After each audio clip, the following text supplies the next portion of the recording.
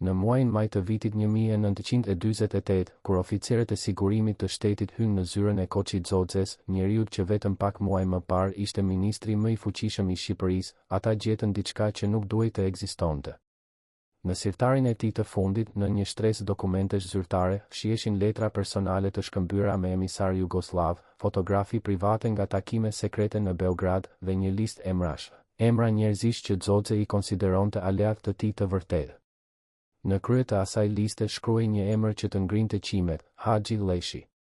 Por ndërsa Koçizodze do të pushkatohej brenda një viti, ndërsa qindra emra të tjerë nga ajo listë do të zhduken në burgjet e sigurimit, Haxhi Lleshi jo vetëm që nuk u prek, por 5 vjet më vonë u bë kryetari i shtetit shqiptar. Si është e mundur që një njeri me të njëjtin biografi, me të njëjtat lidhje jugoslave, me të njëjtin kalim nëpër Beograd dhe Dibër të Madhe, të shpëtojë nga një makinë vdekjeje që gëlltiti të gjithë miqtë e tij? Çfarë dinte Haxhi Lleshi që të tjerët nuk e dinin? Çfarë marrëveshjeje u lidh në heshtje, në ato dhoma të errëta të pushtetit, ku fjalët nuk shkruheshin kurrë, por ku çdo heshtje kishte çmimin e saj? Kur Enver Hoxha mori vendimin të spastronte partinë nga agjentët jugoslav, ai nuk po luftonte thjesht një fraksion politik. Ai po eliminonte njerëz që e njihnin shumë mirë, që kishin luftuar krah për krah me të, që dinin sekretet e tij më të errëta. Koçizodze ishte një nga këta njerëz. Ai kishte qenë ministër i brendshëm, koka e sigurimit, njeriu që dinte çdo dosje, çdo komplot, çdo vrasje të urdhëruar nga lart. Por kishte edhe një tjetër që dinte po aq shumë, Haxhi Lleshi. Ai kishte qenë ministër i brendshëm para Zodzes, nga tetori i vitit 1944 deri në mars të vitit 1946. Në ato 20 muaj, Lleshi kishte mbikëqyrur personalisht shtypjen e opozitës së parë antikomuniste. Ai kishte firmosur urdhra arresti. Ai kishte mbajtur takime me oficerë të UDBA-s jugoslave që vinin natën në Tiranë. Ai fliste serbisht rrjedhshëm, kishte jetuar në Beograd, ishte rritur në Dibër të Madhe, në atë anë të kufirit ku flamuri jugoslav valvitej mbi çdo ndërtesë publike. Pse, pra, kur erdhi koha e llogarisë, Enver Hoxha zgjodhi të pushkatoj Koçizodzen dhe jo Haxhi Lleshin? Ai ishte thjesht fat? Ai ishte diçka më e thellë, një pakt i heshtur, një marrëveshje që nuk u shkrua kurrë, por që u respektua për 4 dekada? Për ta kuptuar këtë mister, duhet të kthehemi në fillim.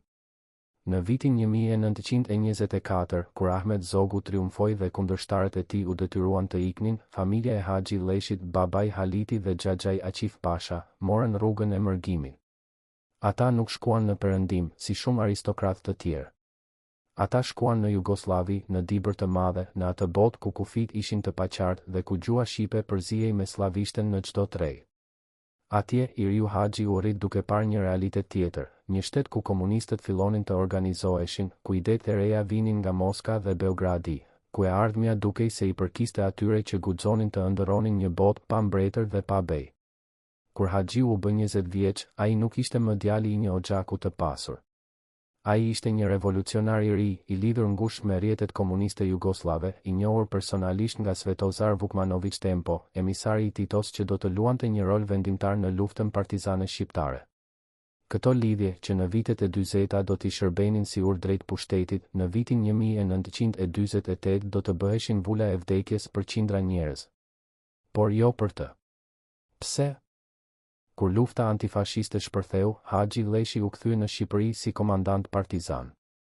Ai luftoi në zonën e Dibrës, në atë territor malor ku çdo fshat e njihte familjen e tij, ku emri Lleshi kishte peshë, ku fjalët e tij dëgjoheshin.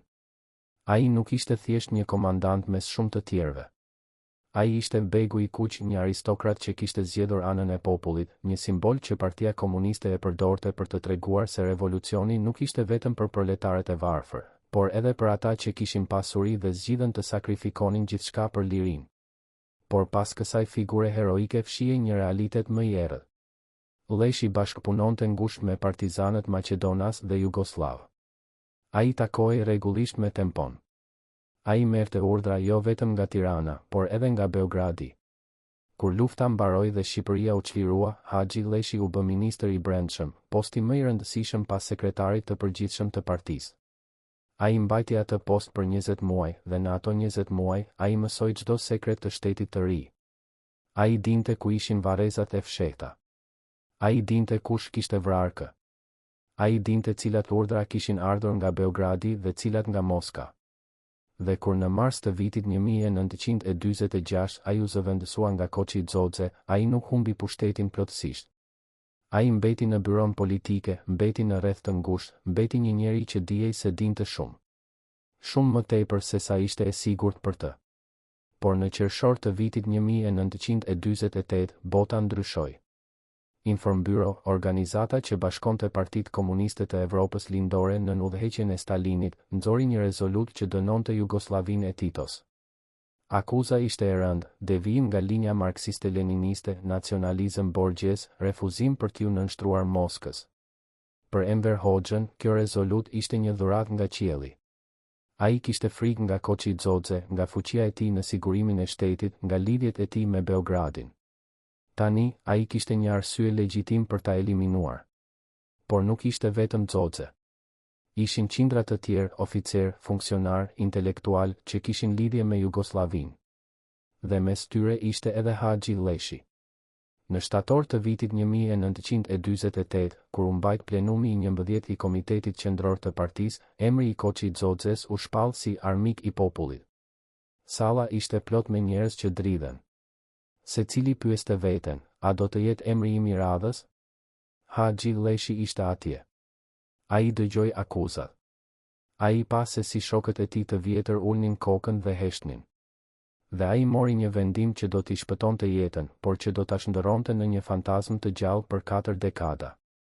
Ai u ngrit dhe bëri një autokritik publike. Ai tha se kishte gabuar. Ai tha se kishte besuar shumë tek Jugoslavët. Ai tha se tani e kuptonte se Enveri kishte pasur të drejtë gjithmonë. Ai u betua për besnikëri ndaj partisë, ndaj Bashkimit Sovjetik, ndaj Stalinit. Dhe Enver Hoxha, duke e dëgjuar, buzëqeshi. Sepse ai kishte fituar diçka më të vlefshme se një pushkatim. Ai kishte fituar një robë. Ndërsa Koçi Xoxe po torturohej në qelitë e errëta të Tiranës, ndërsa hetuesit e sigurimit po i thërrisnin tradhtar dhe agjenti UDB-s, Haxhi Lleshi po jetonte një jetë normale. Ai shkonte në mbledhje. Ai priste vizita zyrtare.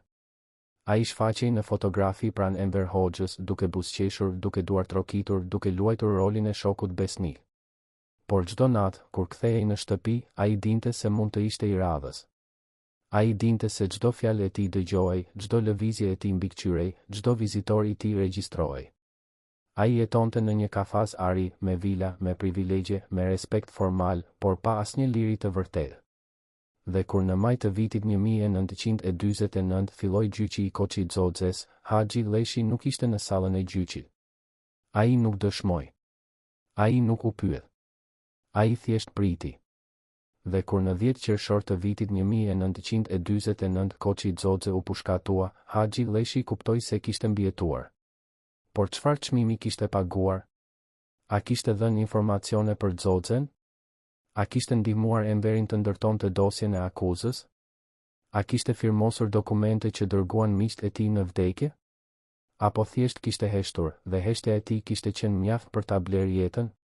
4 vjet më vonë, në gusht të vitit 1953, Haxhi Lleshi u emërua kryetar i presidiumit të Kuvendit Popullor, kryetar i shtetit shqiptar. Ishte një post ceremonial, pa pushtet real. Ai nuk vendoste për asgjë. Ai nuk urdhëronte asgjë.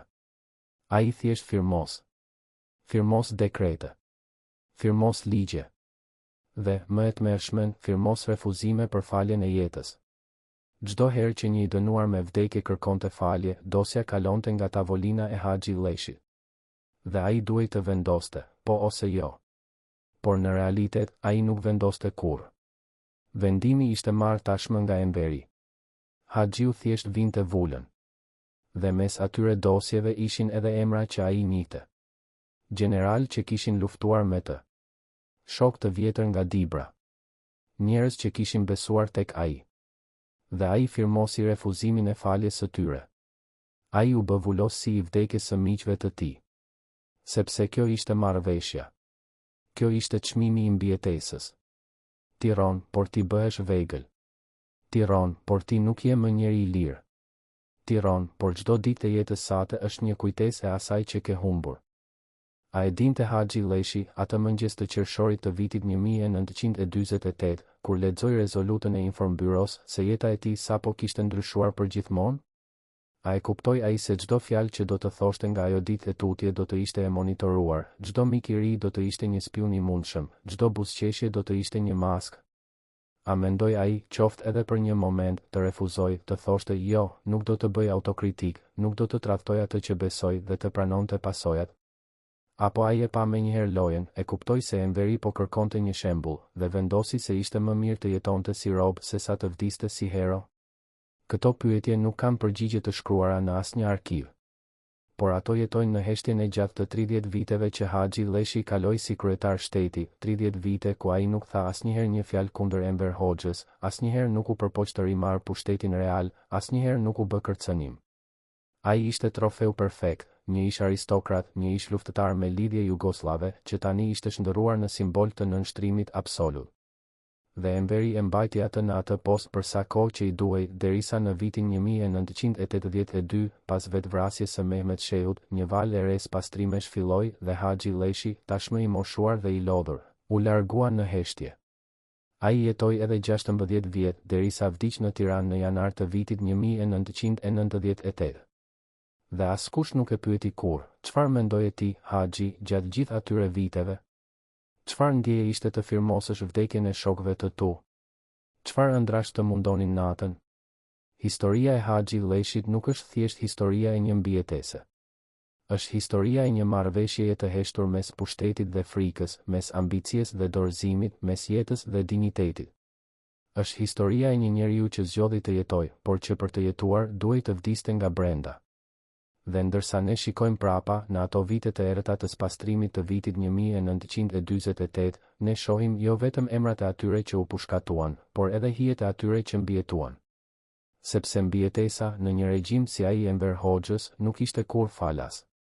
Ajo kishte një çmim. Dhe Haxhi Leshi e pagoi atë çmim çdo ditë për 4 dekada, derisa në fund vdekja erdhi si një çlirim. Por pyetja mbetet, a ja vlente? A ishte më mirë të jetonin 30 vjet si fantazm, apo të vdisnin me dinjitet si Koçi Xoxe duke refuzuar të përuleshin? Kjo është pyetja që çdo njeri që jeton në një diktaturë duhet ta bëjë. Dhe përgjigja nuk është kurrë e thjeshtë. Në vitet që pasuan pushkatimin e Koçi Xoxes, Shqipëria u zhyt në një heshtje të rëndë. Njerëzit mësuan të mos pyesin. Mësuan të mos kujtojnë me zë të lartë. Mësuan se çdo fjalë mund të ishte e fundit. Por brenda mureve të byros politike, brenda atyre dhomave ku vendosej fati i miliona njerëzve, luej një lojë tjetër, një lojë ku çdo lëvizje ishte e llogaritshme, ku çdo heshtje kishte kuptim, ku çdo buzëqeshje mund të ishte një maskë mbi frikën. Haxhi Leshi ishte një nga lojtarët e kësaj loje. Por ndryshe nga të tjerët, ai kishte mësuar rregullin më të rëndësishëm: mos u bëj kurrë kërcënim. Mos trego kurrë ambicie. Mos kërko kurrë më shumë se ç'të japin. Dhe mbi të gjitha, mos kujto kurrë me zë të lartë atë që ke qenë dikur. Sepse kujtesa në atë botë ishte armiku më i madh i mbijetesës. Kur Enver Hoxha vendosi ta emëroj Haxhi Leshin kryetar të presidiumit të Kuvendit Popullor, shumë u habitën.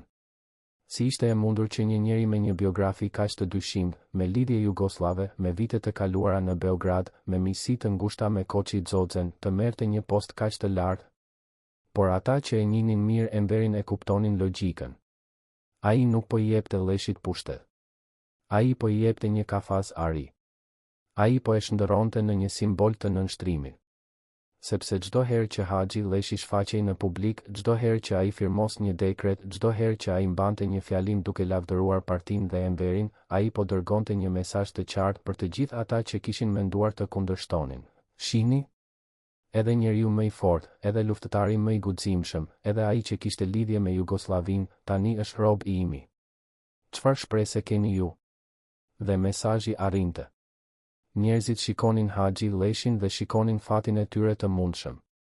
Ata shikonin se si një burr që dikur kishte qenë ministër i brendshëm, që kishte komanduar partizan, që kishte pasur pushtet real, tani ishte thjesht një figurë dekorative, një njeri që priste shiritat e inaugurimeve, që takonte delegacione të huaja, që lexonte fjalime të shkruara nga të tjerët.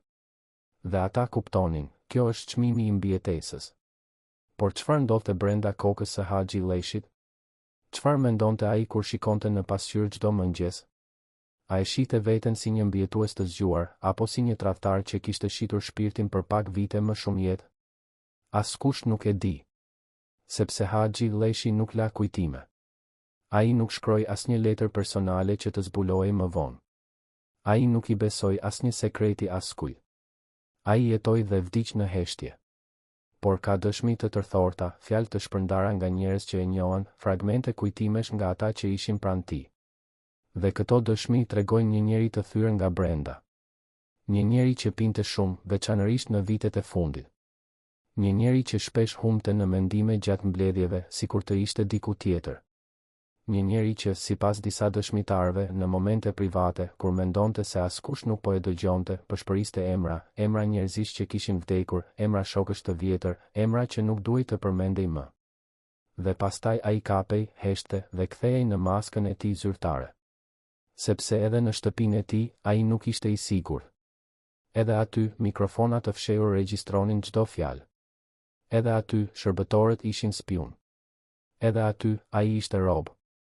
Një nga momentet më të dhimbshme të jetës së Haxhi Leshit erdhi në vitet e 60-ta, kur një ish shok i tij nga koha e luftës, një njeri që kishte luftuar krah për krah me të në Dibër, u arrestua me akuzën e agjitacionit dhe propagandës kundër shtetit. Njeriu kishte thënë diçka të gabuar në një mbledhje private. Dikush e kishte denoncuar. Dhe tani ai ishte në duart e sigurimit. Familja e tij erdhi tek Haxhi Leshi duke ju lutur të ndërhynte. Ti je kryetari i shtetit, i than ata. Ti mund ta shpëtosh. Por Haxhi Leshi i shikoi me sy të lodhur dhe tha vetëm, nuk ka asgjë që unë mund të bëj. Dhe kjo ishte e vërteta. Ai nuk kishte asnjë pushtet real. Ai nuk mund të urdhëronte lirimin e askujt. Ai nuk mund të ndërhynte në asnjë vendim të sigurimit. Ai ishte thjesht një vul që vendoste mbi dokumente që të tjerët i kishin shkruar tashmë. Dhe kur dosja e atij ish shokut erdhi në tavolinën e tij, me kërkesën për falje të jetës, Haxhi Leshi e dinte tashmë se çfarë do të shkruante. Ai e dinte se Enveri kishte vendosur. Dhe ai firmosi refuzimin. Dhe njeriu u pushkatua. Dhe Haxhi Leshi vazhdoi të jetonte. Ka një teori që qarkullon mes historianëve, një teori që nuk është kurrë provuar plotësisht, por që ka një logjik të ftohtë. Sipas kësaj teorie, Haxhi Leshi nuk mbijetoi thjesht sepse ishte i mençur ose me fat. Ai mbijetoi sepse bëri një marrëveshje konkrete me Enver Hoxhën në ato ditë kritike të shtatorit të vitit 1948. Marrëveshja ishte kjo: Leshi do t'i jepte Enverit informacione për Koçi-Xoxhen, biseda private, takime sekrete, plane të mundshme, dhe në këmbim, Enveri do ta linte atë të jetonte. Jo të jetonte i lirë, por të jetonte. Dhe Leshi pranoi. Ai dha emra. Ai dha data. Ai dha detaje që ndihmuan Enverin të ndërtonte dosjen e akuzës kundër Xoxhes. Dhe kur gjyqi filloi, Leshi nuk u thirr si dëshmitar, sepse pranimi i tij do të ishte shumë i turpshëm. Më mirë të heshte. Më mirë të fshihej. Dhe Enveri e la të fshihej. Sepse një tradhtar i heshtur është më i dobishëm se një tradhtar që flet. Një tradhtar i heshtur mund të përdoret përsëri. Mund të kontrollohet. Mund të mbahet si shembull për të tjerët. Shihni? Edhe ai që tradhtoi mikun e tij, tani është robi im. Por a është kjo teori e vërtetë? Nuk ka prova të drejtpërdrejta. Nuk ka dokumente që e konfirmojnë. Por ka një fakt të çuditshëm: në të gjitha dosjet e sigurimit të shtetit që janë hapur pas rënies së komunizmit, nuk ka asnjë dosje për Haxhi Leshin. Asnjë raport hetimi. Asnjë dëshmi e mbledhur kundër tij. Sikur ai të ishte i padukshëm. Sikur dikush të kishte vendosur që emri i tij të mos prekej kurrë.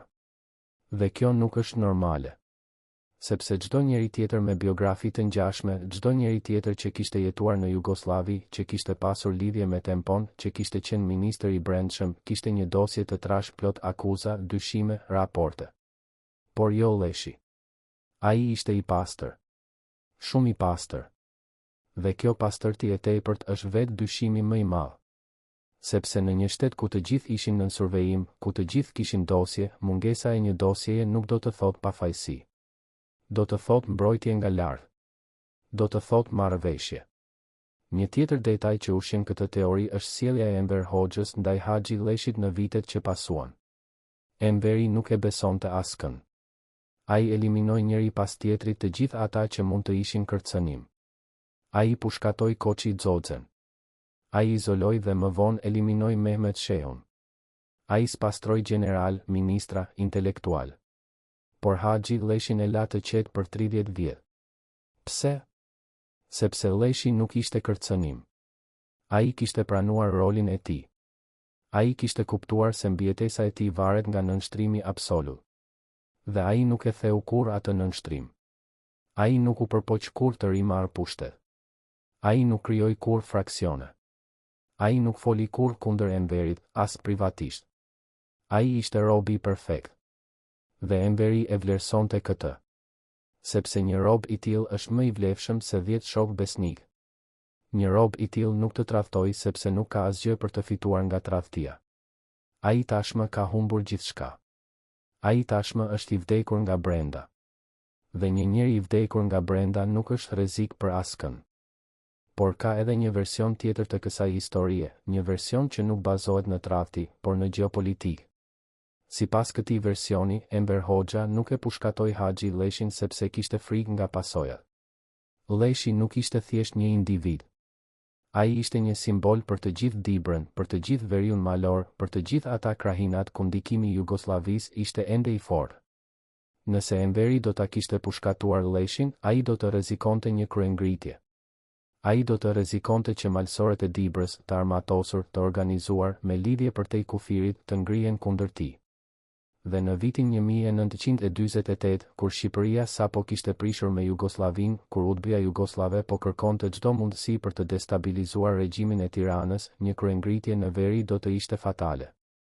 Pra, Enveri zgjodhi rrugën më të mençur, ai e mbajti Haxhi Lleshin gjallë, por e zhveshi nga çdo pushtet real. Ai e bëri atë një figurë dekorative, një simbol të paqes mes qendrës dhe periferisë, mes Tiranës dhe Dibrës. Dhe kjo strategji funksionoi. Dibra nuk u ngrit. Veriu mbeti i qetë. Dhe Haxhi Lleshi jetoi, jo si hero, por si peng. Cili version është i vërteti? Ndoshta të dy. Ndoshta Haxhi Lleshi mbijetoi për shkak të një kombinimi faktorësh, sepse dha informacione, sepse pranoi nënshtrimin, sepse Enveri kishte nevojë për të si simbol gjeopolitik, sepse ai nuk ishte kurrë ambicioz për pushtetin suprem.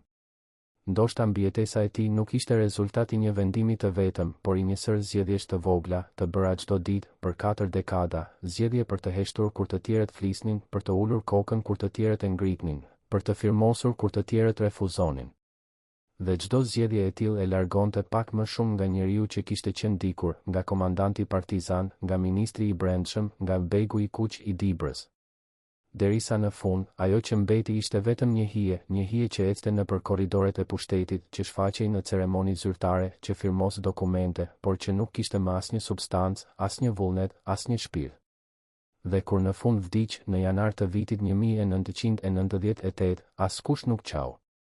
Sepse njeriu që vdiq atë ditë kishte vdekur në të vërtetë 50 vjet më parë, në shtator të vitit 1948, kur zgjodhi të jetojë në vend që të vdes me dinitet. A mund të gjykojmë ne Haxhi Lleshin? A mund t'i themi atij se gaboj, se duhej të kishte zgjedhur ndryshe? Ne që nuk kemi jetuar kur në një diktaturë, që nuk kemi parë kur miq tan të pushkatohen, që nuk kemi dëgjuar kur hapat e sigurimit në shkallët e shtëpisë son natën, a kemi të drejtë ta gjykojmë? Ndoshta jo. Por kemi të drejtë të pyesim. Kemi të drejtë të kërkojmë të vërtetën. Kemi të drejtë të dimë çfarë ndodhi vërtet në ato dhoma të errëta të pushtetit, ku fati i njerëzve vendosej me një firmë, me një fjalë, me një heshtje. Sepse historia e Haxhi Lleshit nuk është vetëm historia e tij. Është historia e mira njerëzve të tjerë që zgjodhen të mbijetojnë, disa me dinitet, disa pa të. Është historia e çmimit që paguan çdo shoqëri që jeton nën frikë. Dhe është historia që duhet të rrëfejmë përsëri dhe përsëri, që të mos e harrojmë kurrë se çfarë do të thotë të jetosh në një botë ku mbijetesa është më e rëndësishme se e vërteta, ku heshtja është më e sigurt se fjalimi, ku jeta është më e vlefshme se nderi. Sepse vetëm duke kujtuar mund të shpresojmë të mos e përsërisim. Në vitet e fundit të jetës së tij, Haxhi Lleshi u bë një figurë gati fantazmë. Ai shfaqej rrallë në publik. Shëndeti I tij ishte dobësuar. Por edhe kur ishte I pranishëm, ai dukej sikur nuk ishte vërtet atje. Sytë e tij shikonin diku larg, përtej njerëzve, përtej mureve, përtej kohës. Sikur ai të ishte duke jetuar në një dimension tjetër, një dimension ku e kaluara dhe e tashmja përziheshin, ku fytyrat e të vdekurve shfaqeshin mes të gjallëve, ku çdo fjalë që dëgjonte jehonte me fjalë të tjera, të thëna 10 vjet më parë, në dhoma që nuk ekzistonin më. Ata që e takuan në ato vite thonë se ai fliste pak. Dhe kur fliste, zëri I tij ishte I dobët, sikur të vinte nga larg. Sikur ai të mos ishte më plotësisht I gjallë, por as plotësisht I vdekur. Sikur të ishte kapur në një gjendje ndërmjetëse, një purgator personal, ku ai duhej të priste, pa ditur për çfarë. Një nga ngjarjet më të rënda të viteve të fundit të Haxhi Lleshit ishte vetvrasja e Mehmet Sheut në dhjetor të vitit 1981. Mehmeti kishte qenë kryeministër për 30 vjet, njeriu I dytë më I fuqishëm në Shqipëri pas Enver Hoxhës. Por një natë, ai u gjeti I vdekur në dhomën e tij me një armë në dorë. Versioni zyrtar tha se ishte vetvrasje. Por të gjithë e dinin se ishte eliminim. Enveri kishte vendosur ta hiqte qafe. Dhe Mehmeti, duke parë se nuk kishte rrugë shpëtimi, kishte zgjedhur të vdiste me duart e veta në vend që të përballej me turpin e një gjyqi publik. Kur lajmi u përhap, një val frike përfshiu të gjithë elitën e partisë. Nëse Mehmeti, njeriu që kishte qenë kaq afër Enverit, që kishte ekzekutuar urdhrat e tij për dekada, mund të eliminohej kaq lehtë, atëherë askush nuk ishte I sigurt. Dhe Haxhi Lleshi, duke dëgjuar lajmin, ndoshta mendoi, unë kam jetuar më gjatë se Mehmeti. Por a kam jetuar vërtet? Apo kam qenë thjesht një kufom që ecën? Pas vdekjes së Mehmet Sheut, Enver Hoxha filloi një valë të re pastrimesh. Familja e Mehmetit u arrestua. Miqtë e tij u izoluan. Dhe shumë nga ata që kishin qenë të lidhur me të u larguan nga postet e tyre. Haxhi Lleshi, megjithse nuk kishte pasur lidhje të ngushta me Mehmetin, e kuptoi se koha e tij po mbaronte. Ai ishte tashmë I moshuar, gati 70 vjeç. Ai kishte shërbyer për 30 vjet si kryetar I presidiumit. Dhe tani, në atë klim të re frike dhe dyshimi, prania e tij filloi të bëhej e pakëndshme. Sepse ai ishte një kujtesë e gjallë e së kaluarës, një kujtesë e viteve të 40-ta, e lidhjeve me Jugosllavinë, e miqësisë me Koçi Xhoxhen. Dhe Enveri nuk donte më kujtime. Ai donte një fillim të pastër, një gjenerat të re që nuk dinte asgjë për të kaluarën, që nuk pyeste, që thjesht binte. Pra, në nëntor të vitit 1982, Haxhi Lleshi u largua nga posti I tij. Nuk kishte ceremoni madhështore. Nuk kishte fjalime falënderimi. Thjesht një njoftim I shkurtër në gazetë, shoku Haxhi Lleshi, për arsye shëndetësore, është larguar nga detyra e kryetarit të presidiumit të Kuvendit Popullor. Dhe kaq. 30 vjet shërbim u mbyllën me një fjali. Pas largimit nga posti, Haxhi Lleshi u tërhoq në heshtje. Ai jetoi në vilën e tij në Tiranë, rrethuar nga familja, por I izoluar nga bota. Ai nuk dha intervista. Ai nuk shkroi kujtime. Ai nuk foli për të kaluarën. Ai thjesht priti. Dhe në vitin 1985, kur Enver Hoxha vdiq, Haxhi Lleshi ndoshta ndjeu një lehtësim të çuditshëm. Njeriu që e kishte mbajtur rob për 4 dekada nuk ishte më. Por edhe pse Enveri kishte vdekur, kafazi mbeti. Sepse sistemi që Enveri kishte ndërtuar vazhdoi të funksiononte. Ramiz Alia, pasardhësi I tij, vazhdoi të mbante kontrollin. Dhe Haxhi Lleshi, edhe pse nuk kishte më asnjë post zyrtar, mbeti nën survejim. Sepse ai dinte shumë. Ai kishte jetuar shumë. Dhe në një shtet ku e kaluara ishte armike, një njeri si ai ishte gjithmonë një rrezik potencial. Vitet e fundit të jetës së Haxhi Lleshit përputhen me vitet e fundit të regjimit komunist në Shqipëri. Në fund të viteve 80, era e ndryshimit filloi të fryjë nga lindja. Muri I Berlinit ra. Bashkimi Sovjetik u shpërbë. Regjime komuniste ranë njëri pas tjetrit. Dhe në Shqipëri, njerëzit filluan të flasin me zë më të lartë. Filluan të kërkojnë liri. Filluan të pyesin për të kaluarën. Dhe mes atyre pyetjeve ishte edhe kjo: çfarë ndodhi me ata që mbijetuan? Çfarë marrëveshjesh bën ata? Çfarë sekretesh mbajnë ende? Por Haxhi Lleshi nuk foli. Ai mbeti I heshtur deri në fund. Dhe kur në mars të vitit 1990 një regjimi komunist ra, kur njerëzit dolën në rrugë duke kërkuar demokraci, kur statujat e Enver Hoxhës u rrëzuan, Haxhi Leshi ishte tashmë shumë i moshuar dhe i sëmur për të kuptuar plotësisht se çfarë po ndodhte. Ai jetoi edhe 7 vjet në Shqipërinë e re, një Shqipëri që po përpiqej të harronte të kaluarën, por që nuk mund të harronte dot. Dhe në janar të vitit 1998, ai vdiq. Vdiq pa folur. Vdiq pa shkruar. Vdiq pa u penduar publikisht. Dhe me vdekjen e tij, shumë sekrete u varrosën për gjithmonë. Por a janë vërtet të varrosura? A mund të vdes një sekret kur ka ende njerëz që e mbajnë mend? Kur ka ende dosje të mbyllura në arkiva? Kur ka ende pyetje pa përgjigje?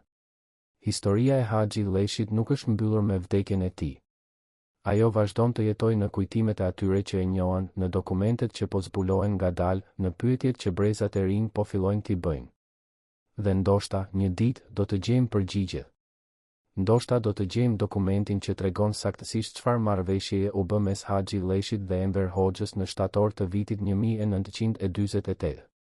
Ndoshta do të gjejmë dëshminë e dikujt që ishte atje, që dëgjoi bisedën, që pa firmën. Ose ndoshta nuk do të gjejmë asgjë. Ndoshta e vërteta është varrosur kaq thellë sa nuk mund të nxirret më. Por edhe nëse nuk gjejmë prova konkrete, ne mund të mësojmë nga kjo histori. Mund të mësojmë se çfarë do të thotë të jetosh në një diktaturë. Mund të mësojmë se çfarë zgjedhjesh duhet të bëjnë njerëzit kur jeta e tyre varet nga një fjalë, nga një firmë, nga një heshtje. Dhe mund të mësojmë se çmimi i mbijetesës nuk paguhet vetëm me jetën e dikujt tjetër, por edhe me shpirtin tënd. Kur mendojmë për Haxhi Leshin sot, ne nuk duhet ta shohim vetëm si një individ. Ne duhet ta shohim si një simbol të gjithë atyre që zgjodhen të mbijetojnë në vend që të luftojnë, që zgjodhen heshtjen në vend të vërtetës, që zgjodhen jetën në vend të nderit. Dhe duke e parë kështu, ne duhet të pyesim veten, çfarë do të kishim bërë ne në vendin e tij? A do të kishim pasur guximin të thoshim jo dhe të pranonim pasojat? A do të kishim zgjedhur të vdisnim si Koçi Xoxe duke refuzuar të përuleshin? Apo do të kishim zgjedhur të jetonim si Haxhi Leshi duke pranuar kafazin e artë, duke firmosur vdekjen e miqve tanë, duke jetuar çdo ditë me peshën e asaj zgjedhjeje? Këto nuk janë pyetje të lehta. Dhe përgjigjet nuk janë të qarta. Por duke i bërë këto pyetje, duke kërkuar të vërtetën, duke mos harruar, ne ndoshta mund të shpresojmë se një ditë, askush nuk do të duhet të bëjë zgjedhjen që bëri Haxhi Leshi. Askush nuk do të duhet të zgjedhë mes jetës dhe dinjitetit. Askush nuk do të duhet të jetojë në një kafaz ari, duke pritur vdekjen si çlirim. Në dimrin e vitit 1953, kur Haxhi Leshi hyri për herë të parë në zyrën e tij të re si kryetari i presidiumit të Kuvendit Popullor, ai gjeti mbi tavolinë një dosje të trashë me kapak të kuq. Brenda saj ishin 137 kërkesa për falje të jetës, 137 njerëz të dënuar me vdekje që lutnin për një shans të fundit. Mes tyre ishte edhe një emër që e bëri të ngrinte dorën, Sejt Kryeziu, një ish komandant partizan nga Dibra, një njeri që kishte ngrënë bukë në të njëjtën tryezë me të gjatë luftës. Sejti ishte akuzuar për lidhje me agjentët jugoslav, e njëjta akuzë që mund t'i ishte bërë edhe vetë Leshit. Dosja ishte e qartë, Enveri kishte vendosur tashmë. Shënimi me shkrim dore në fund të faqes së parë thoshte, refuzohet falja. Ekzekutimi të kryhet brenda 7 ditëve. Haxhi Leshi duhej vetëm të firmos. Ai mori stilografin, e mbajti mbi letër për një moment që dukej i pafund dhe pastaj, me një lëvizje të shpejtë, sikur të donte ta mbaronte sa më shpejt, vendosi në nënshkrimin e tij. Sejt Kryeziu u pushkatua 3 ditë më vonë. Dhe Haxhi Leshi kuptoi se kjo do të ishte jeta e tij tani, jo të vendos, por të vulos vendimet e të tjerëve. Jo të shpëtoj, por të konfirmoj vdekjen. Jo të jetoj si njeri i lirë, por si një makinë që thjesht ekzekuton urdhra. A e dinte ai, atë mëngjes, se kjo ishte vetëm fillimi? Se për 30 vjet, ai do të firmos qindra dosje të tjera, do të shohë qindra emra të njohur, do të dëgjoj qindra lutje nga familjet, dhe do të thotë gjithmonë të njëjtën gjë, nuk ka asgjë që unë mund të bëj. Por çfarë ndodhte me ata që nuk pushkatoheshin menjëherë? Çfarë ndodhte me ata që dërgoheshin në burgjet e sigurimit, në kampet e punës, në miniera ku njerëzit vdisnin ngadalë, pa asnjë gjyq, pa asnjë shpresë? Në vitet e 50, Shqipëria u mbush me kampe. Kampi i Maliq Korçës, ku të dënuarit politik thaheshin kënetat në diell. Kampi i Spaqit, ku minatorët punonin 16 orë në ditë pa dritë, pa ajër, pa shpresë. Kampi i Tepelenës, ku gratë e armiqve të popullit thyenin gur me duar të zhveshura derisa gishtat u coptoheshin. Dhe në të gjitha këto vende, kishte njerëz që Haxhi Lleshi i njihte. Kishte njerëz që kishin luftuar me të.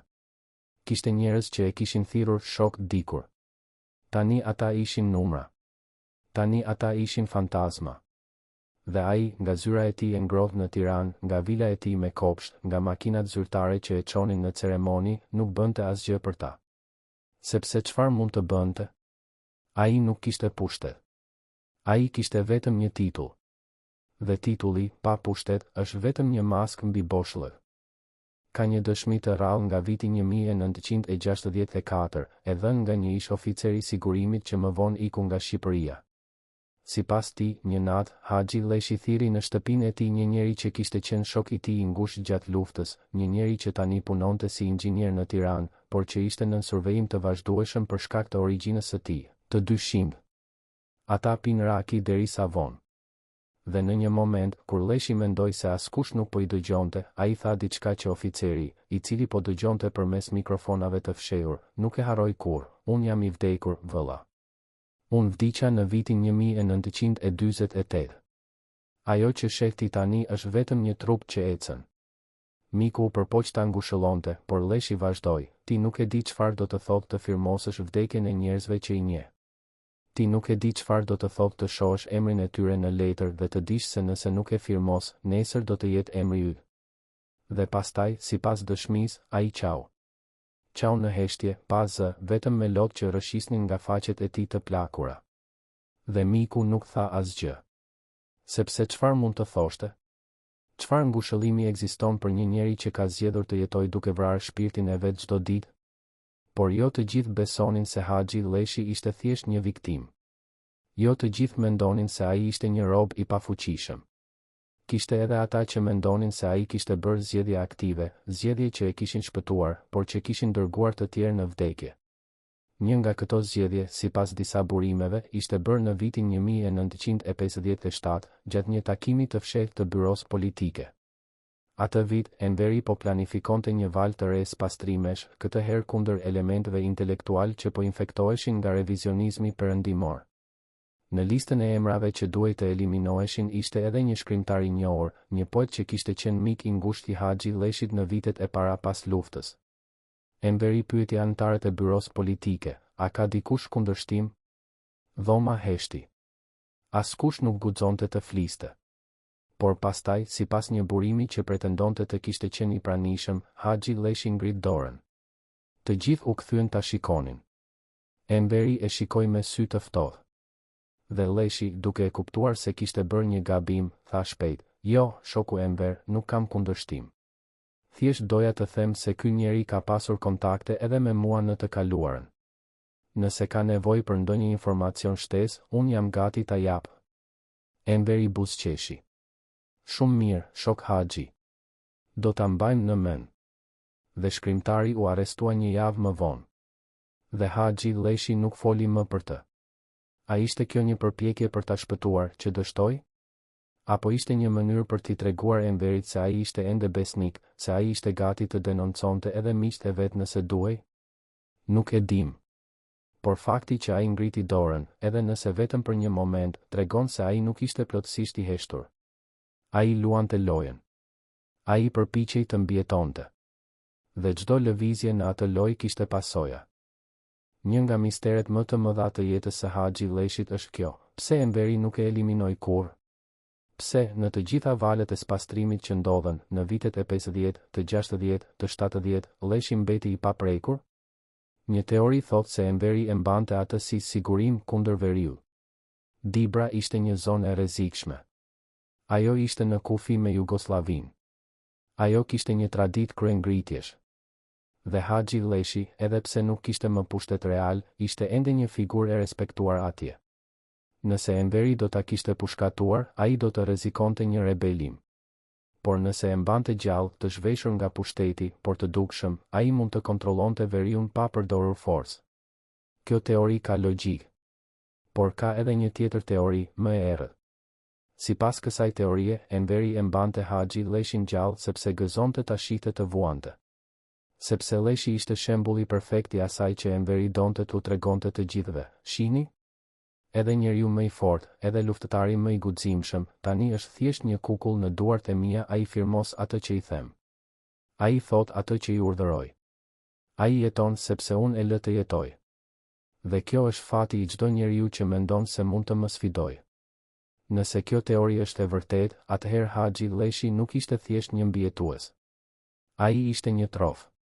Ai ishte një shembull i gjallë i pushtetit absolut të Enver Hoxhës. Por çfarë mendonte vetë Leshi për gjithë këtë? A e kuptonte ai se ishte një trof? A e kuptonte ai se jeta e tij ishte një shfaqje e orkestruar nga Enveri? Apo ai ende besonte se kishte bërë zgjedhjen e duhur, se kishte shpëtuar jetën e tij me mençuri dhe jo me turp? Nuk ka përgjigje të qarta. Por ka disa fragmente, fjalë të shpërndara, momente të vogla, që na japin një ide. Në vitin 1971, gjatë një ceremonie zyrtare për përvjetorin e çlirimit, Haxhi Leshi mbajti një fjalim. Ishte një fjalim i shkruar nga dikush tjetër, plot me lavdërime për partinë dhe për Enverin. Por në një moment, ai devijoi nga teksti. Ai tha: "Ne që kemi jetuar gjatë, ne që kemi parë shumë, ne dim se çdo ditë jete është një dhuratë. Por dim edhe se çdo dhuratë ka çmimin e saj." Dhe pastaj ai u kthye në tekst. Askush nuk e komentoi atë devijim. Por ata që e dëgjuan me vëmendje e kuptuan, ai po fliste për veten. Ai po thoshte se kishte paguar një çmim për të jetuar. Dhe ai po pranonte se e dinte këtë. Në vitet e 70, kur Shqipëria u izolua edhe më shumë, kur Enveri preu marrëdhëniet me Kinën, kur vendi u mbyll plotësisht nga bota, Haxhi Leshi u bë edhe më i heshtur. Ai shfaqej në ceremoni, por nuk fliste më. Ai firmos dokumente, por nuk lexonte më fjalime. Ai ishte atje, por sikur të mos ishte. Dhe njerëzit filluan ta harronin. Brezat e rinj nuk e dinin kush ishte ai. Ata shikonin një plak të veshur mirë që ulej në tribunën zyrtare, por nuk dinin se ai kishte qenë dikur ministër i brendshëm, se ai kishte luftuar në Dibër, se ai kishte pasur pushtet. Për ta, ai ishte thjesht një dekorim, një pjesë e peizazhit të pushtetit, si flamujt e kuq që valvitnin mbi ndërtesa. Dhe ndoshta kjo ishte gjëja më e dhimbshme për Haxhi Leshin, jo vetëm që kishte humbur pushtetin, jo vetëm që kishte humbur lirinë, por kishte humbur edhe kujtesën. Ai ishte bërë një fantazmë edhe për ata që jetonin. Por ka një moment që tregon se Haxhi Leshi nuk kishte harruar plotësisht kush kishte qenë. Në vitin 1979, gjatë një vizite në Dibër, një nga vizitat e ralla që ai bënte në vendlindjen e tij, ai u ndal në varrezat e fshatit të tij. Atje, mes gurve të vjetër, ai gjeti varrin e babait të tij, Halitit, që kishte vdekur në mërgim në Jugosllavi dhe ishte kthyer për t'u varrosur në tokën e tij. Haxhi Leshi qëndroi atje për një kohë të gjatë. Shoqëruesit e tij, oficer të sigurimit që e mbikëqyrnin gjithmonë, pritnin në distancë.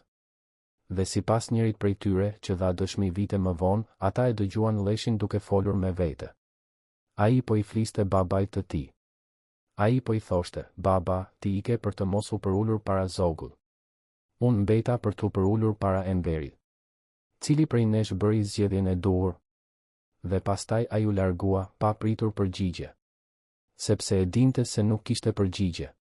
Kishte vetëm zgjedhje. Dhe çdo zgjedhje kishte pasoja.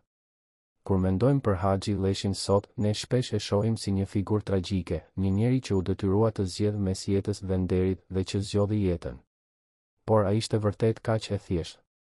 A ishte vërtet vetëm një viktime e rrethanave?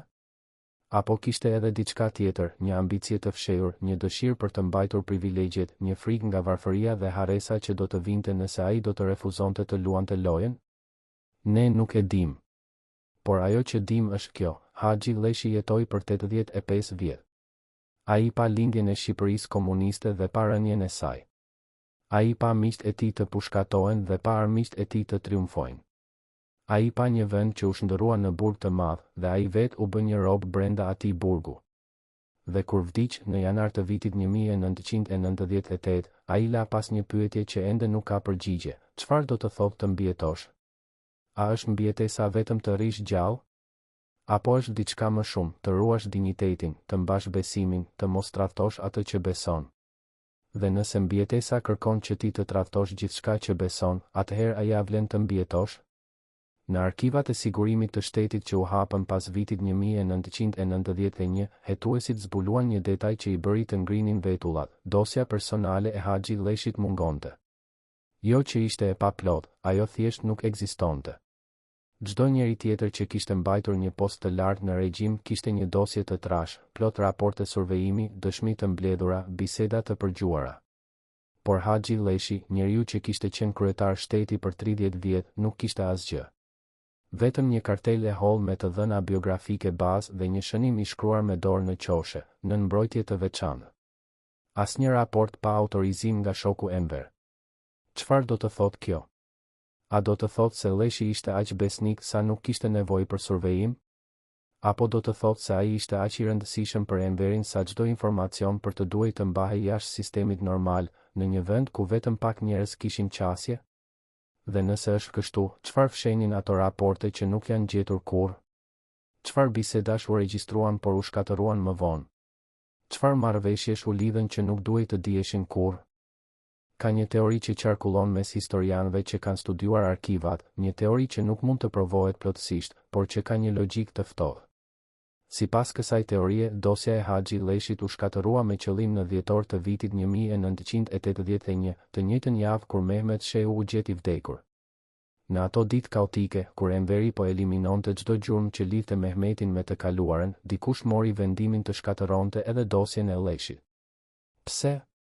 Sepse ajo dosje përmbante prova për marrëveshjen që Lleshi kishte bërë me Enverin në vitin 1948, një marrëveshje që, nëse do të zbulohej, do të shkatëronte imazhin që Enveri kishte ndërtuar për veten si udhëheqës i pastër dhe të pakorruptueshëm.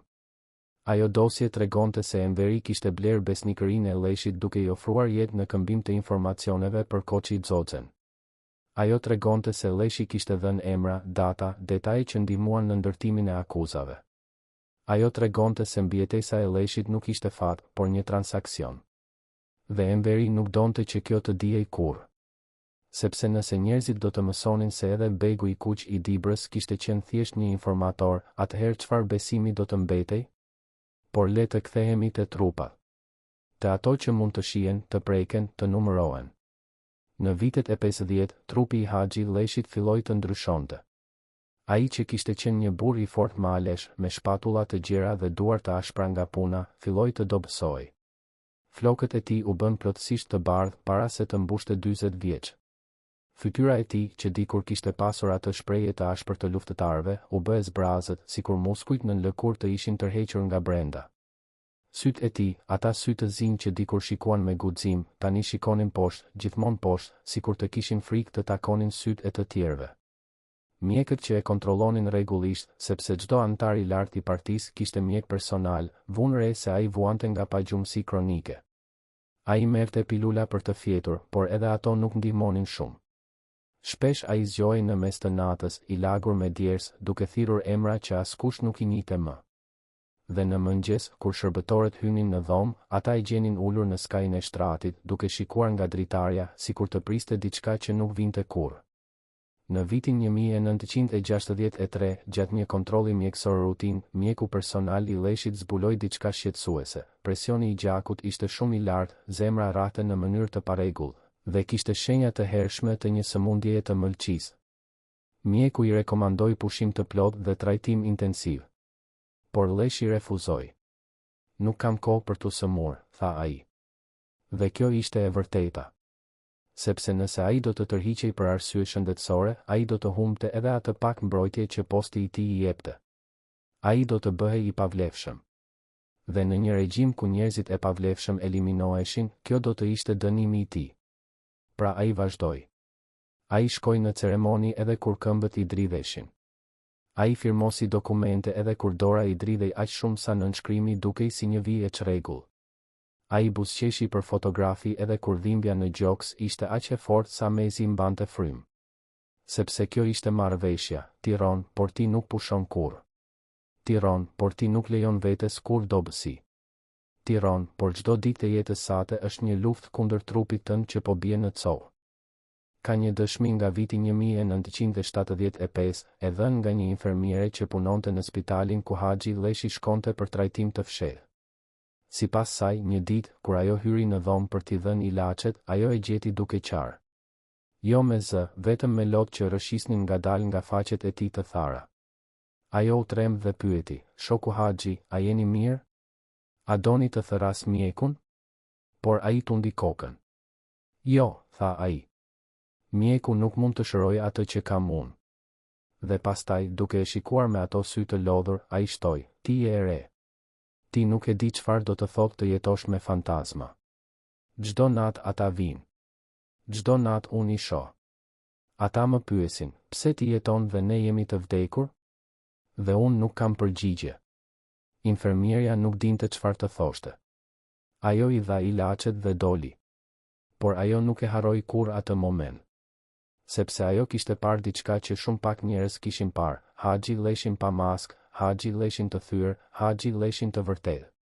Por ndërsa trupi i tij shkatërrohej, roli i tij zyrtar vazhdonte. Çdo vit në përvjetorin e çlirimit, ai qëndronte në tribunën qendrore pranë Enver Hoxhës, duke duar trokitur për paradën ushtarake. Çdo vit në kongresin e partisë, ai mbante një fjalim të shkurtër duke lavdëruar arritjet e regjimit. Çdo vit, ai priste delegacione të huaja, kryesisht nga vende të vogla afrikane ose aziatike që ende kishin marrëdhënie me Shqipërinë, dhe u tregonte atyre se sa i lumtur ishte populli shqiptar në udhëheqjen e partisë. Dhe çdo vit, ai kthehej në shtëpi dhe pinte derisa të fikej. Sepse kjo ishte e vetmja mënyrë që ai mund të harronte për disa orë. E vetmja mënyrë që ai mund të mos dëgjonte zërat. E vetmja mënyrë që ai mund të flinte pa parë fytyrat. Në vitin 1977 ndodhi diçka që tregon sa thellë ishte rënë Haxhi Leshi në atë gjendje varësie. Gjatë një darke zyrtare me një delegacion kinez, kjo ishte paraprishjes përfundimtare me Kinën, Leshi piu më shumë se zakonisht. Ai filloi të flasë me zë të lartë, të qeshte në mënyrë të papërshtatshme, të tregonte histori nga lufta që askush nuk donte t'i dëgjonte. Enveri, që ishte i pranishëm, e shikoi me një shprehje të ftohtë. Dhe në një moment, kur Leshi po tregonte për një betejë në Dibër, Enveri e ndërpreu, shoku Haxhi, mendoj se je i lodhur. Ndoshta është mirë të pushosh. Ishte një urdhër, jo një sugjerim. Leshi e kuptoi. Ai u ngrit, u përshëndet me kinezët dhe u largua. Por ndërsa po dilte nga salla, ai u rrëzua. Këmbët nuk e mbajtën. 2 oficerë e ndihmuan të ngrihej dhe e çuan në makinë. Dhe ndërsa po largohej, ai dëgjoi zërat e ulët të atyre që kishin mbetur, po plaket. Po humbet kontrollin. Sa kohë do ta mbaj Enveri ende? Dhe ai e dinte përgjigjen, aq sa të jetë i dobishëm. Aq sa të mos bëhet turp. Aq sa të mos filloj të flas shumë. Por kush ishte njeriu që përfitoi më shumë nga rënia e Koçit Xoxhes? Kush ishte ai që, pas pushkatimit të Xoxhes, mori kontrollin e plotë të sigurimit të shtetit dhe e mbajti atë për dekada? Ishte Kadri Hasbiu, një njeri që kishte qenë oficer i ulët në kohën e luftës, por që pas vitit 1949 u ngrit me shpejtësi marramendëse. Në vitin 1954, ai u bë ministër i brendshëm. Në vitin 1965, ai u bë antar i byros politike. Dhe për 25 vjet, ai ishte njeriu që kontrollonte çdo arrest, çdo hetim, çdo ekzekutim. Ai ishte njeriu që dinte çdo sekret. Ai ishte njeriu që mbante dosjet. Dhe ai ishte njeriu që, sipas disa burimeve, kishte qenë informatori kryesor i Enver Hoxhës kundër Koçit Xoxhes. A kishte Haxhi Leshi lidhje me Kadri Hasbiun? A kishin ata bashkëpunuar në heshtje për të eliminuar Xoxhen? Nuk ka prova të drejtpërdrejta. Por ka një fakt interesant, në të gjitha valët e spastrimit që Hasbiu organizoi, Haxhi Leshi nuk u prek asnjëherë. Edhe kur njerëz me biografi më të pastër se e tij u arrestuan, edhe kur njerëz me lidhje më të dobta me Jugosllavinë u pushkatuan, Leshi mbeti i sigurt. Pse? Sepse Hasbiu e dinte se Leshi kishte luajtur një rol në rënien e Xoxhes. Dhe ai e dinte se nëse Leshi do të fliste, ai mund të zbulonte edhe rolin e Hasbiu. Pra ata kishin një marrëveshje të heshtur, asnjëri nuk do të fliste për tjetrin. Asnjëri nuk do ta rrezikonte tjetrin. Sepse të dy kishin gjak në duar. Të dy kishin sekrete që nuk duhej të dilnin kurrë. Por kjo marrëveshje u thye në vitin 1981, kur Mehmet Shehu vdiq dhe Enveri filloi të dyshonte për të gjithë. Kadri Hasbiu, që kishte qenë miku më i ngushtë i Mehmetit, u arrestua në vitin 1983. Ai u akuzua për komplot kundër shtetit dhe u pushkatua në vitin 1984. Dhe me vdekjen e tij, një nga lidhjet e fundit me të kaluarën u pris.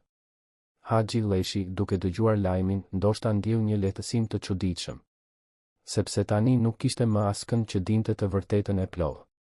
Tani ai ishte i vetmi i gjallë që mbante sekretin. Dhe një sekret që mbahet vetëm nga një njeri është sikur të mos ekzistojë. Sepse kur ai njeri vdes, sekreti vdes me të.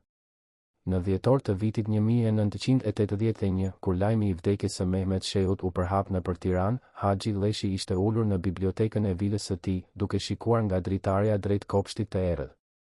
Ai nuk u habi. Ai nuk u trondi. Ai thjesht mbylti syt për një moment të gjatë, sikur të llogariste diçka në kokën e tij, një llogari që kishte filluar 33 vjet më parë dhe që tani po afronte në fund. Mehmeti kishte qenë njeriu i dytë më i fuqishëm në Shqipëri për 3 dekada. Ai kishte mbijetuar çdo valës pastrimi. Ai kishte qenë koka e ushtrisë, arkitekti i ekonomisë së luftës, ekzekutori i urdhrave më të errët të Enverit. Por tani ai ishte i vdekur, zyrtarisht nga dora e vet, por të gjithë e dinin se ishte eliminuar. Dhe nëse Mehmeti nuk ishte i sigurt, atëherë kush ishte? Haxhi Leshi e dinte përgjigjen, askush. Askush nuk ishte kurrë i sigurt. Madje edhe ai, njeriu që kishte mbijetuar duke u bërë i padukshëm, duke u shndërruar në hije, edhe ai mund të ishte i radhës. Sepse në një regjim ku vetë njeriu i dytë eliminohej pa paralajmërim, çfarë vlere kishte një plak 70 vjeçar që nuk kishte më asnjë funksion real? Por ndodhi diçka e çuditshme. Javët kaluan. Muajt kaluan. Dhe Haxhi Leshi nuk u prek. Ai nuk u thirr për t'u marrë në pyetje. Ai nuk u akuzua për lidhje me Mehmetin. Ai thjesht u harrua, edhe një herë, sikur gjithmonë. Dhe kjo harres ishte shpëtimi i tij i fundit. Por brenda mureve të byros politike, një betejë e heshtur po zhvillohej. Ramiz Alia, njeriu që Enveri kishte zgjedhur si pasardhës, po përpiqej të konsolidonte pushtetin. Ai dinte se Enveri po vdiste. Ai dinte se koha po mbaronte. Dhe ai dinte se kur Enveri të vdiste, do të kishte njerëz që do të përpiqeshin ta sfidojnë. Pra ai filloi të eliminoi kërcënimet e mundshme. Kadri Hasbiu, ish-ministri i brendshëm, njeriu që dinte çdo sekret të sigurimit, u arrestua në vitin 1983. Bashkë me të u arrestuan 10 oficer të lartë. Akuza ishte gjithmonë e njëjta, komplot kundër shtetit. Por e vërteta ishte më e thjeshtë, ata dinin shumë. Ata kishin qenë shumë afër Mehmetit. Ata mund të flisnin. Pra ata duhej të heshnin për gjithmonë.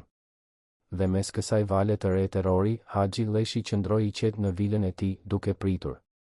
Ai nuk shkoi në asnjë mbledhje. Ai nuk dha asnjë deklaratë.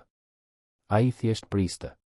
Sepse ai e kishte mësuar këtë leksion 50 vjet më parë, kur fortuna vjen, ti nuk vraponi. Ti nuk flet. Ti thjesht ulet dhe pret që era të kaloj. Dhe nëse ke fat, ti mbijetoni edhe një herë. Në prill të vitit 1985, Enver Hoxha vdiq. Lajmi u shpall me fanfara dhe zije kombëtare. Mira njerëz dolën në rrugë, disa duke qarë me të vërtet, shumë duke qarë nga frika se mos dikush po i shikonte. Haxhi Leshi nuk shkoi në funeral. Shëndeti i tij, thanë zyrtarisht, nuk e lejonte. Por e vërteta ishte se ai nuk donte të shkonte. Ai nuk donte të qëndronte pranë arkivollit të njeriut që e kishte mbajtur rob për 4 dekada.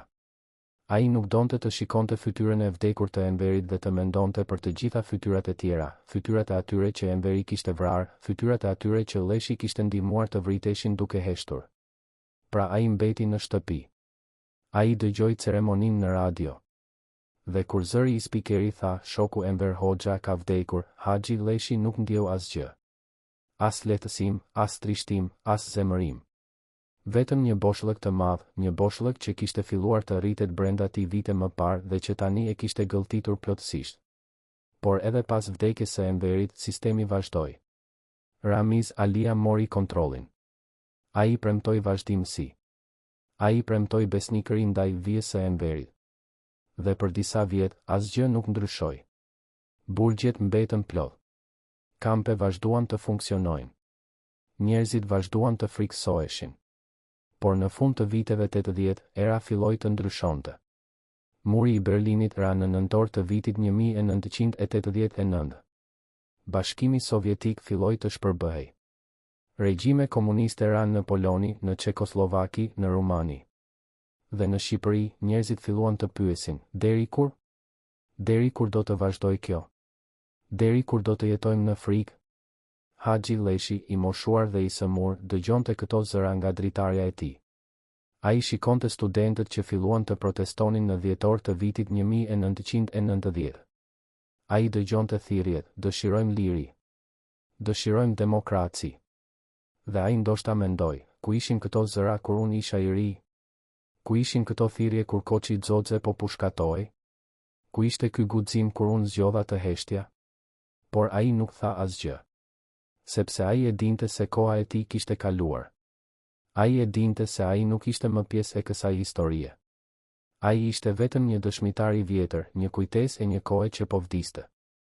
Në mars të vitit 1991, kur regjimi komunist ra përfundimisht, kur Partia e Punës humbi pushtetin, kur njerëzit dolën në rrugë duke rrëzuar statujat e Enverit, Haxhi Leshi ishte tashmë shumë i dobët për të kuptuar plotësisht se çfarë po ndodhte.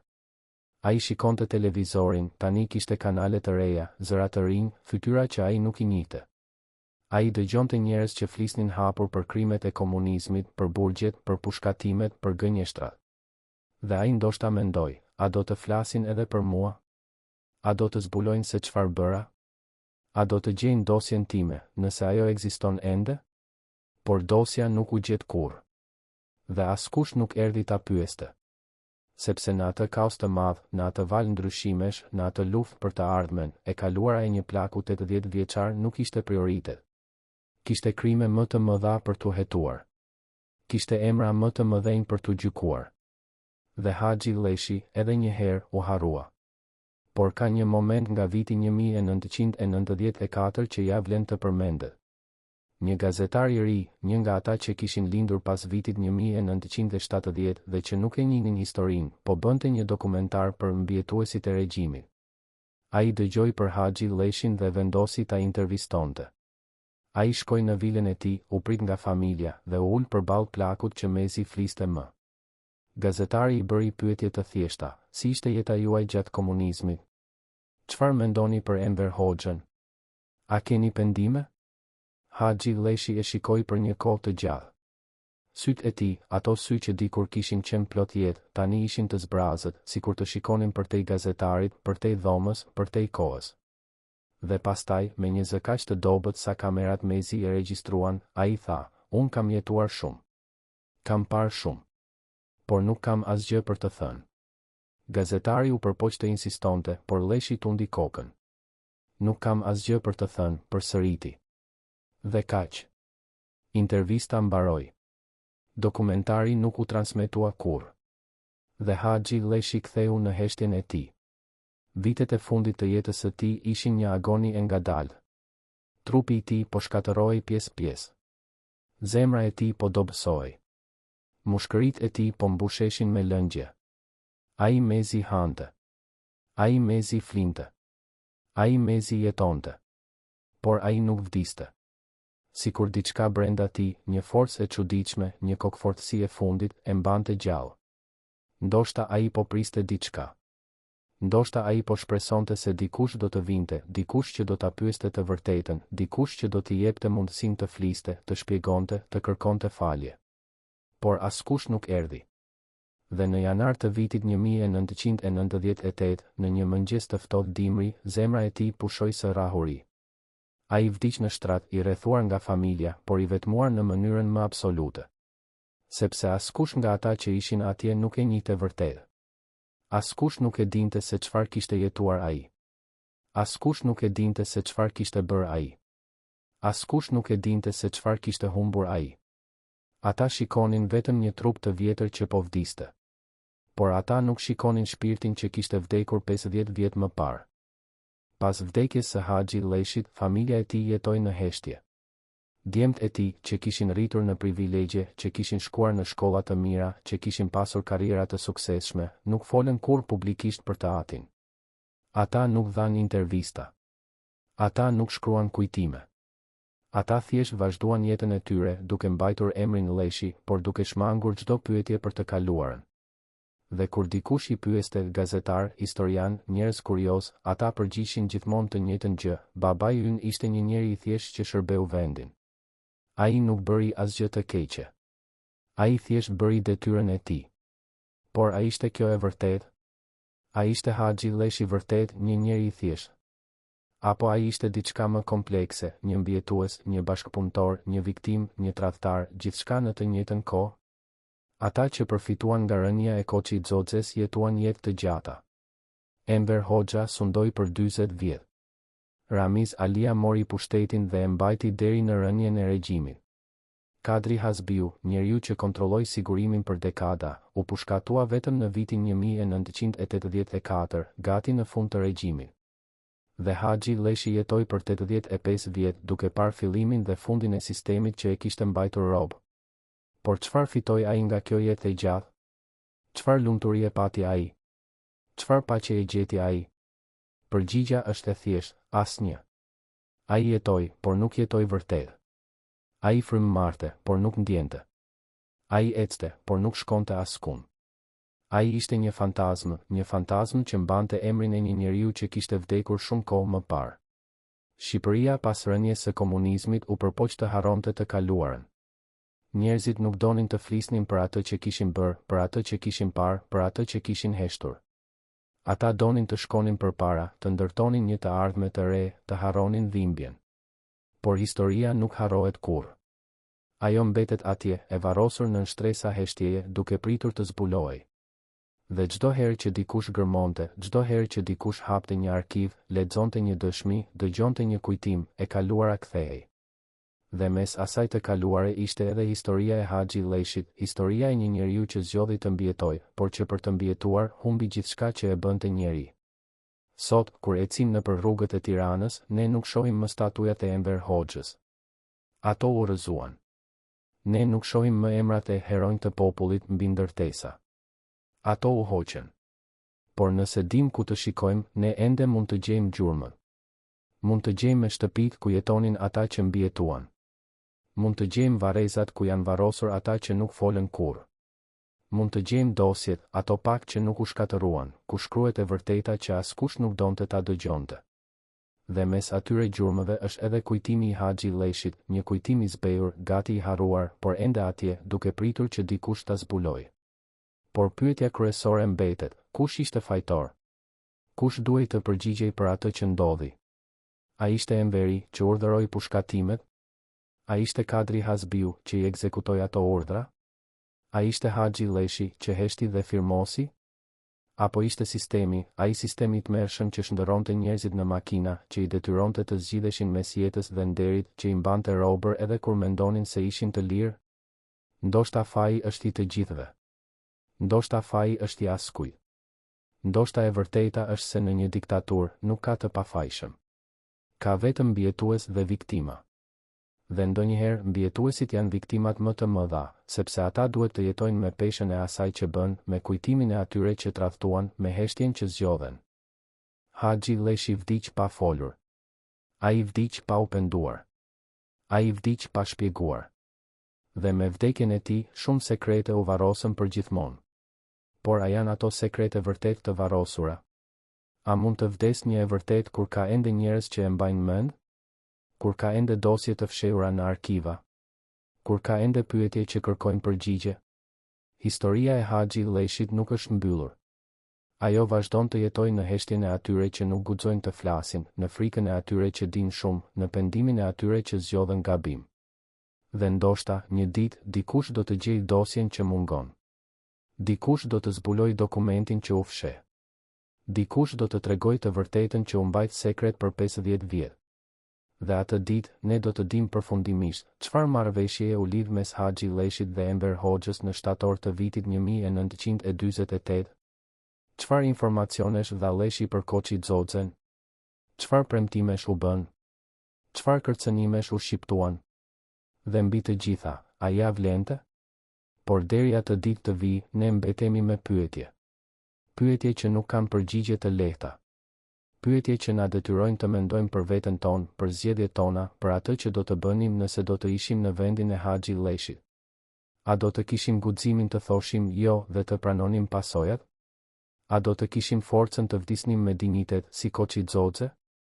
Apo do të zgjidhnim të jetonim, edhe nëse ajo jetë do të ishte një vuajtje e përditshme, edhe nëse do të duhej të firmonim vdekjen e miqve tanë, edhe nëse do të duhej të jetonim çdo ditë duke ditur se jemi robër?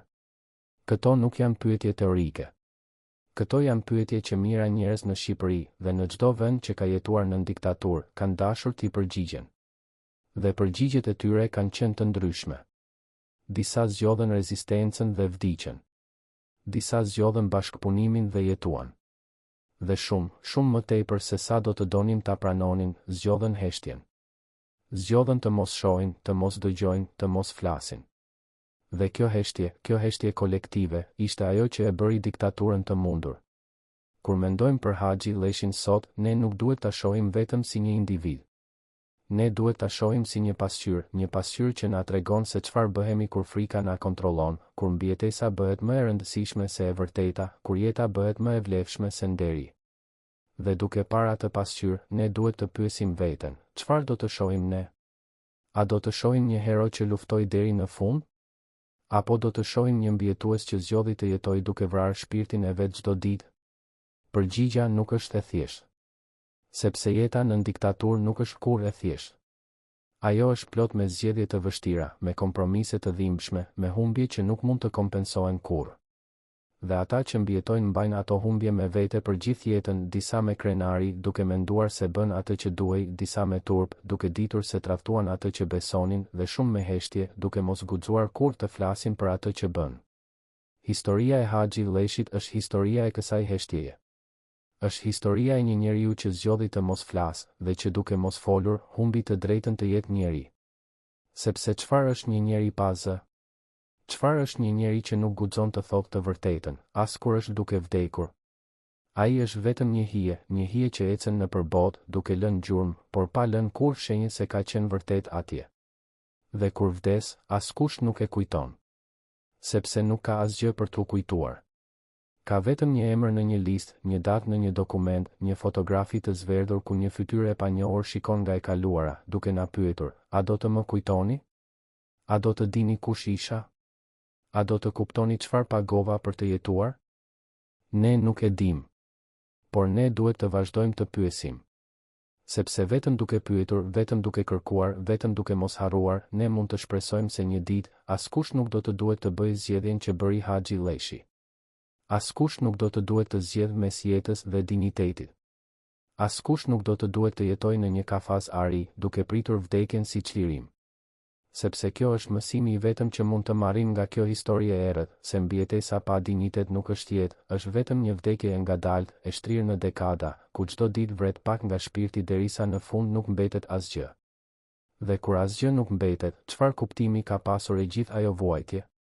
Çfarë kuptimi ka pasur e gjithë ajo heshtje? Çfarë kuptimi ka pasur e gjithë ajo jetë? Ndoshta kuptimi është pikërisht ky, të na kujtojë se ka gjëra më të rëndësishme se jeta. Ka e vërteta.